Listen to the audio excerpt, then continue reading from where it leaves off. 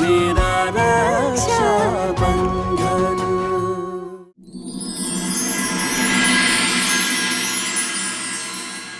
আর সত্যি বলতে কি এই আইন ভঙ্গকারীদের চেয়ে বেশি আইনের রক্ষাকারীরা জানেন।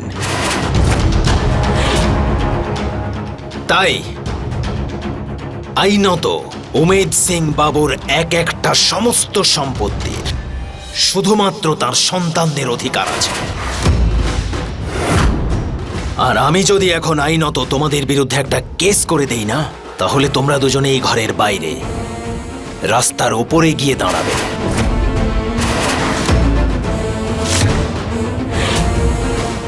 পরের বার থেকে আমার সাথে এই আইনের কথা বলতে আসার আগে নিজের যোগ্যতাটা যাচাই করে নেবে।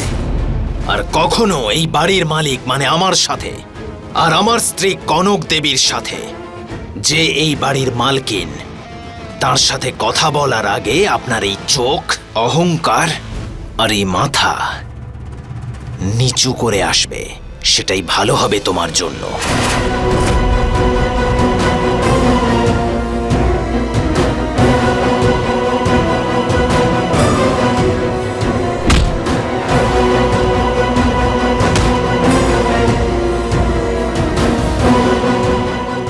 যাও গিয়ে পুরো গ্রামে বলে দাও যে উমেদ সিং বাবুর আসল উত্তরাধিকারী শিবরাজ উমেদ সিং আর রোশনি উমেদ সিং দুজন তাদের বাড়িতে ফিরে এসেছে।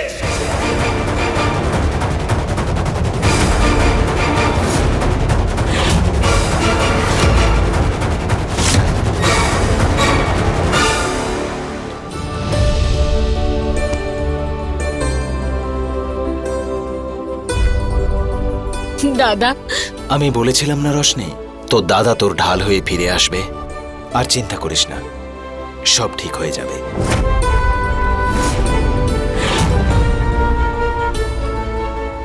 ও সমর বাবু,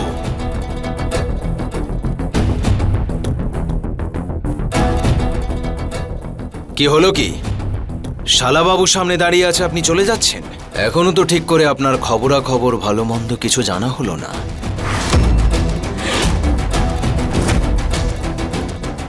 চলুন আপনার সাথে কিছু বিশেষ কথা বলা যাক। রোশনি, কনক দেবীকে ওনার রুম দেখিয়ে দে। আমাদের ছোটবেলার যে রুমটা ছিল, দেখিয়ে দে। আসুন স্যার, চলুন। বৌদি চলুন।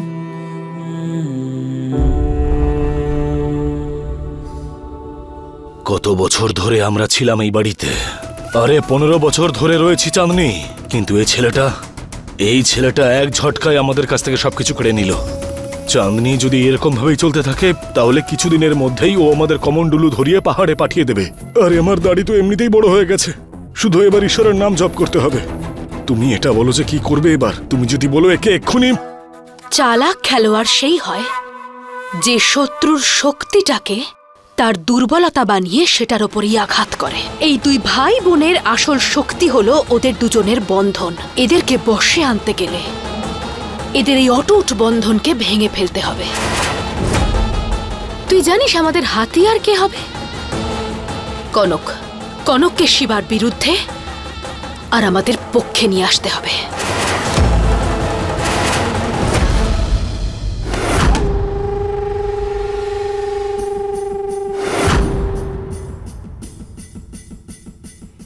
বলো শালাবাবু, কি কথা বলবে? কি বলবো?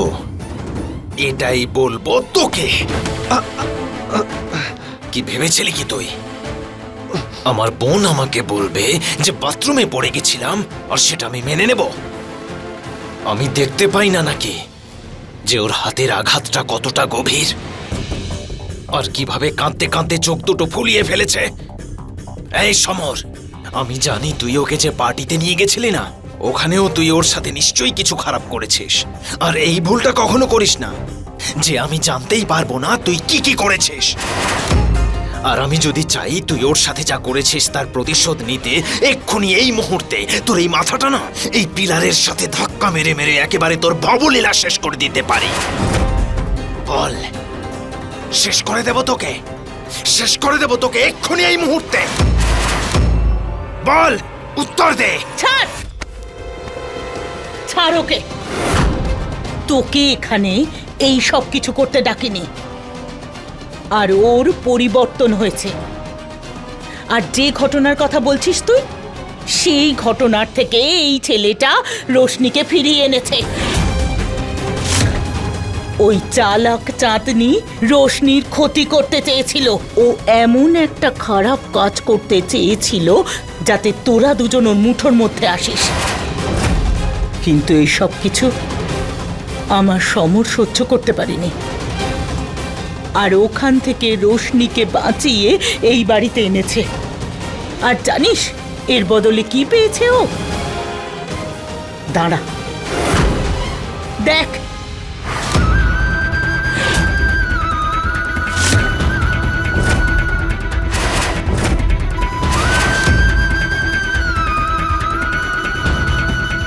কোনো অজুহাত দিতে চাই না আমি। হ্যাঁ, আমি তোমার বোনের সঙ্গে খারাপ ব্যবহার করেছি। তার বদলে তুমি যদি চাও আমার মাথা ফাটাবে, তাহলে দাও, মাথা ফাটিয়ে দাও। কিন্তু আমার একটা কথা মনে রেখো, আমি গলা পর্যন্ত পাপে ডুবে গেছি। এখন আমি হাজারো চেষ্টা করলে সেখান থেকে বাইরে আসতে পারবো না। না, আমার বাইরে বেরোনোর অন্য রাস্তা আছে। তুমি ওকে কোনো রকম ভাবে কোনো আশা দেখাবে না। সমর,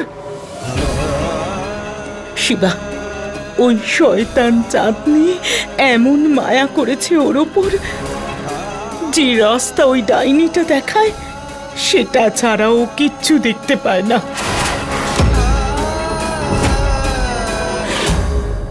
জানেন বৌদি, ছোটবেলায় এই ঘরটাতে আমি আর দাদা থাকতাম। আর জানেন, যখন রাত্রিরে আমার ঘুম আসতো না, তো দাদা এখানেই আমার মাথা নিজের কোলে নিয়ে আমাকে নানান রকম গান গেয়ে ঘুম পাড়াতো। জানেন আপনি আপনাকে কেন এগুলো বলছি? কারণ আমার দাদা না মন থেকে খারাপ নয়, এই জন্য ওকে একটা সুযোগ দিয়ে দেখুন না। দিন, আমি আপনার জামা কাপড়গুলো গুছিয়ে রাখি। আমার জামা কাপড় রাখার কোনো প্রয়োজন নেই রশনি, কারণ আমি এখানে থাকবো না। যেমনভাবে ভালোবাসায় গড়ে ওঠা সম্পর্ককে কেউ ভাঙতে পারে না, সেইভাবেই একে অপরকে ঘৃণা করা সম্পর্ককে কেউ জুড়তেও পারে না। আমি এক্ষুনি এই মুহূর্তে এখান থেকে চলে যাব, না হলে এখানে আমার দম বন্ধ হয়ে যাবে। বৌদি,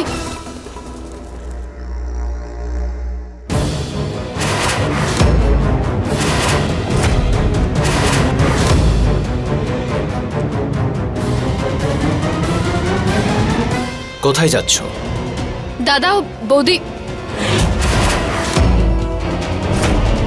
আমি তোমাকে জিজ্ঞেস করছি কনক, কোথায় যাচ্ছ তুমি?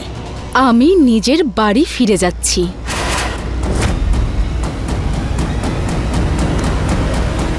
শিবা, করো না এরকম।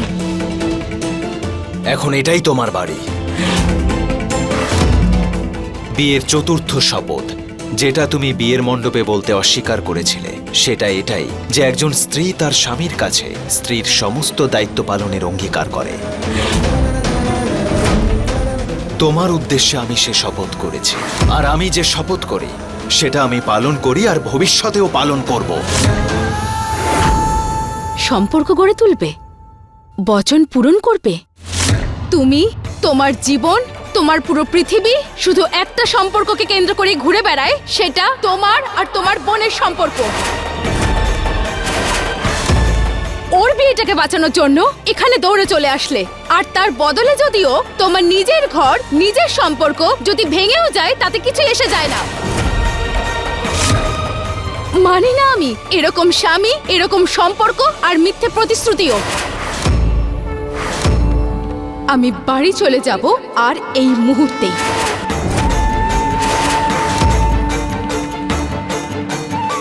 বলে তো ছিলাম না আমি তোমাকে দাদা। এখন তোমার জন্য বৌদির প্রতি দায়িত্ব কর্তব্য সবার আগে। এখনো এমন কিছু দেরি হয়নি, তোমরা দুজন ফিরে যাও।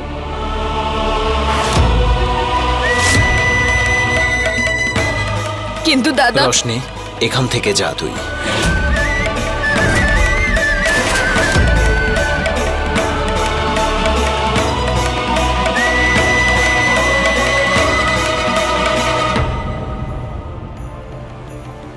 আমি তোমার বাবার থেকে অনুমতি নেওয়ার পর তোমাকে এখানে নিয়ে এসেছি, জোর করে তুলে আনিনি। বাবার হ্যাঁ বলাটা তো তুমি ভালো করে দেখতে পেলে, আর আমার মায়ের, উনি যে কখন থেকে না বলছিল, আমার পাশে দাঁড়িয়ে ছিল আর বলছিল যে কনক যাবে না, কই সেটা তো শুনতে পাওনি? কারণ তুমি শুনতেই চাও না।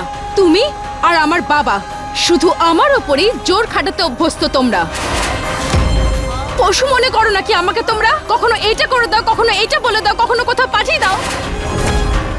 কিন্তু আসলে পশু কাকে বলে জানো? তাকে যার মধ্যে অন্যের কষ্ট বোঝার জন্য কোনো মনই নেই। তুমি সেই পশু। আর 15 দিন কনক, তোমার আর আমার এই সম্পর্ককে আমি আর 15 দিন সময় দিচ্ছি। আর এই 15 দিন পরে আমাদের এই সম্পর্ক যদি না ঠিক হয়, তাহলে তুমি স্বাধীন। আমি 15 দিন অপেক্ষা করতে পারবো না শিবা, আমি এক্ষুনি চলে যাব। শিবা, শিবা দরজা খোলো। শিবা, শিবা, শিবা খোলো দরজা। তুমি এখানে আমাকে বন্ধ করে রাখতে পারবে না। শিবা, এই শোন না, একটু সমরকে ডেকে নিয়ে আয় না।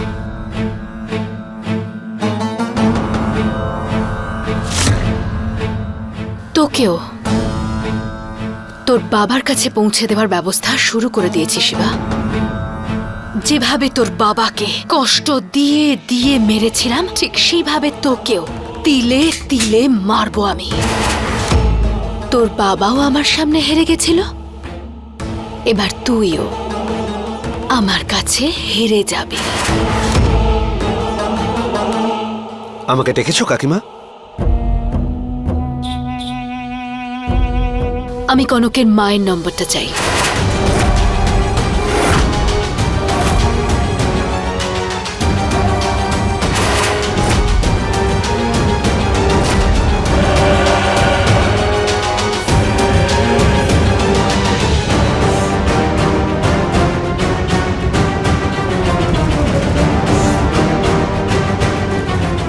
নমস্কার পূর্ণিমা দিদি। আমার সোনা, আমায় ক্ষমা করে দে মা, আমি কিচ্ছু করতে পারলাম না তোর জন্য। তুই ওখানে ঠিক আছিস তো মা? শিবা তোর সঙ্গে ওখানে কিছু উল্টোপাল্টা করেনি তো? তোর সঙ্গে ও বাজে ব্যবহার করেনি তো? তোর গায়ে নিশ্চয়ই হাত তোলেনি মা? তোর সঙ্গেও দুর্ব্যবহার করেনি তো? আমাকে সবকিছু বল। একা হয়ে গেছি মা। যখন তোমার কাছে যাওয়ার ইচ্ছে হচ্ছিল আমার, আমি চেষ্টাও করেছিলাম, তখন ও আমাকে ঘরে বন্ধ করে চলে গেছে। থাম মা, থাম। যতই সহ্য করছি ততই সমস্ত কিছু হাতের বাইরে চলে যাচ্ছে। মা, তোকে আমি এক মুহূর্ত ওখানে থাকতে দেবো না। তোকে ওখান থেকে নিয়ে আসবো আমি, যেভাবেই হোক। চিন্তা করিস না। তুমি কিভাবে বের করবে এখান থেকে মা?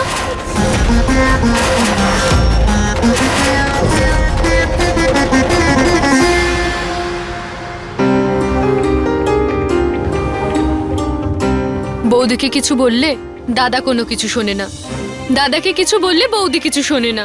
দুজনেই প্রচন্ড জেদি। কাকে বোঝাবো? কিছু তো একটা করতে হবে।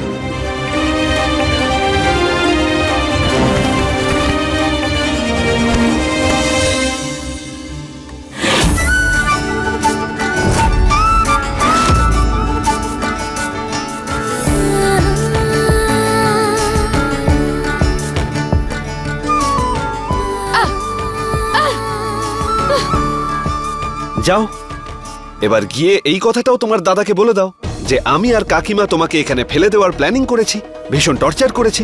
ও তো এখানেই আছে না, তোমার ঢাল হয়ে। এবার দিনরাত ওর কাছে গিয়ে আমার নামে বদনাম করো। আপনার নামে অভিযোগ করা ছাড়া আমার কি আর কোনো কাজ নেই নাকি, যে আমি প্রতিশোধ নেওয়ার জন্য এরকম একটা কাজ করব?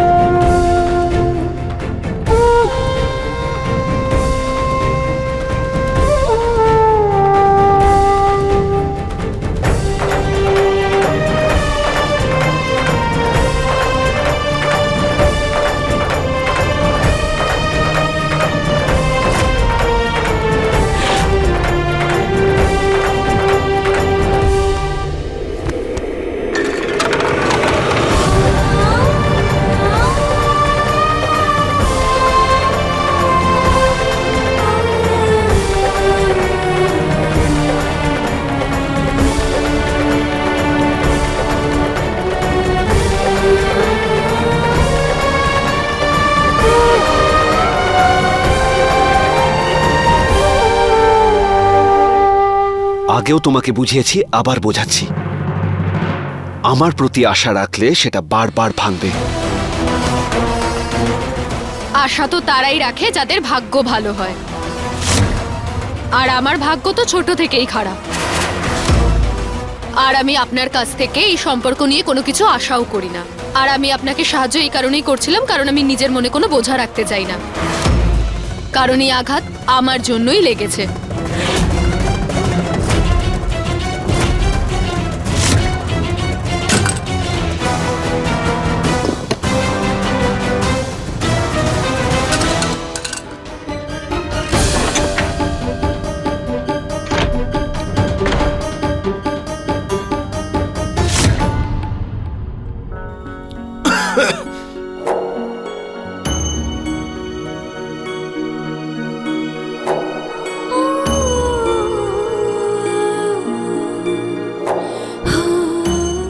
দাদা,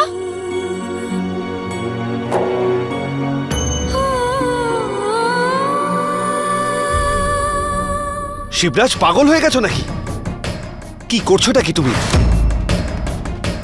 দেখলি রোশনি, এই প্রাসাদের এক একটা ইটের সাথে জড়িয়ে থাকা আমার বাবার স্মৃতিগুলোকে কিভাবে এখানে অযত্নে রাখা হয়েছে। আমাকে সাহায্য করবে বাবার সব স্মৃতিগুলোকে তার সঠিক জায়গায় রাখার জন্য।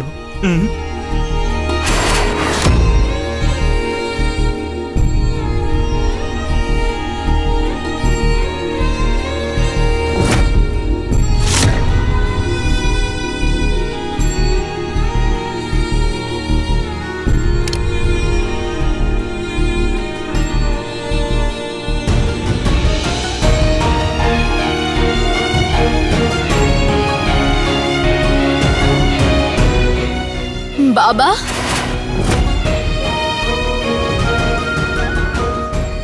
চল রোশনি, বাবাকে তার যথাযোগ্য জায়গায় রাখি। চল।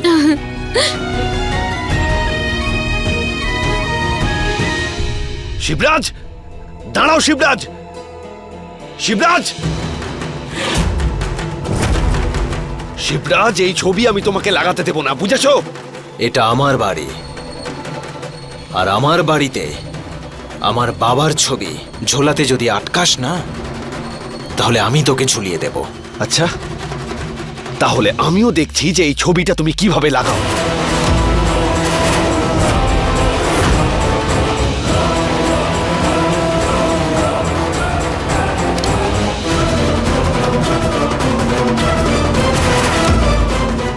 দেখবি? দেখ।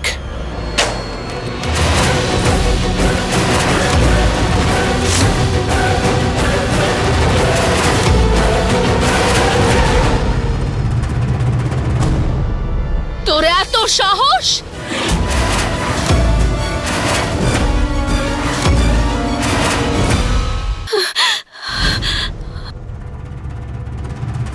শিবরাজ, আমার ছবি ফেলে দিয়ে তুই খুব অন্যায় করেছিস। এই বাড়িতে ভুল করার প্রথাটা তুমিই চালু করেছিলে, আর সেটাকে এখন ঠিক করবে শিবরাজ উমেদ প্রসাদ সিং।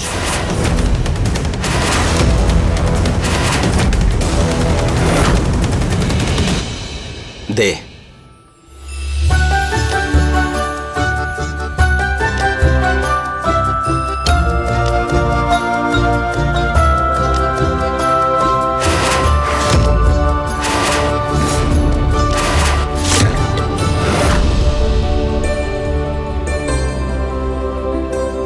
এবার মনে হচ্ছে তো এটা আমাদের বাড়ি? এখন মনে হচ্ছে যেন বাবা আমাদের আশেপাশেই আছেন।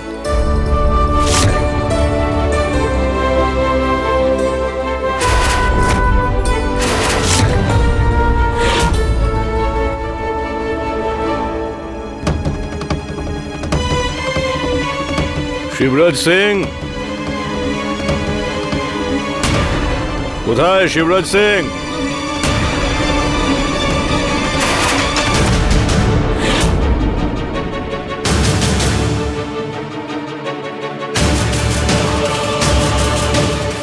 কি ব্যাপার ইন্সপেক্টর, এখানে এসেছেন কেন? আমি বলছি